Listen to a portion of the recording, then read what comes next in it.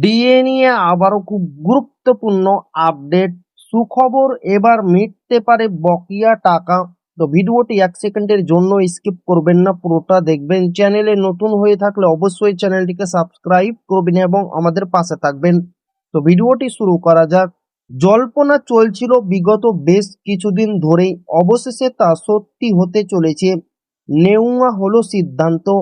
সরকারি কর্মীদের বকেয়া ডিএ নিয়ে রাজ্যে চর্চা তুঙ্গে। বিজেপি সরকার ক্ষমতায় আসার পর বকেয়া মেটাতে উদ্যোগী হয়েছে।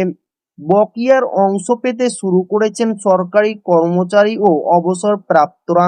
এই আবহে এবার মুখে হাসি ফুটতে চলেছে রায়গঞ্জ পুরসভার ঠিকাদাররা।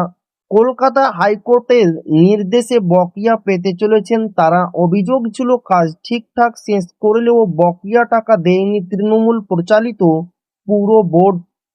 উত্তর দিনাজপুর জেলার রায়গঞ্জ পুরসভার ঘটনা। সেখানে 2015 সালে টেন্ডারে কাজ পেয়েছিলেন 200 জন ঠিকাদার।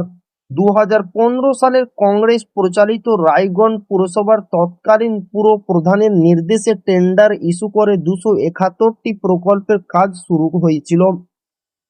পরের বছরের মধ্যে 9 কোটি টাকার কাজ শেষ করেছিল 200 জন ঠিকাদার। এদিকে 2017 সালের পুর বোর্ডের মেয়াদ শেষ হয়। এরপর পুরসভার প্রশাসক পদে বসেন এসডিও। সমস্যার শুরু। অভিযোগ, তৃণমূলের মদতেই তৎকালীন পুর প্রধানের বিরুদ্ধে প্রশাসনিক ও অর্থনৈতিক অনুমোদন ছাড়াই কাজের অভিযোগ করেন তিনি। বকেয়া টাকা না মেলায় হাইকোর্টের দ্বারস্থ হয়েছিলেন ওই ঠিকাদাররা।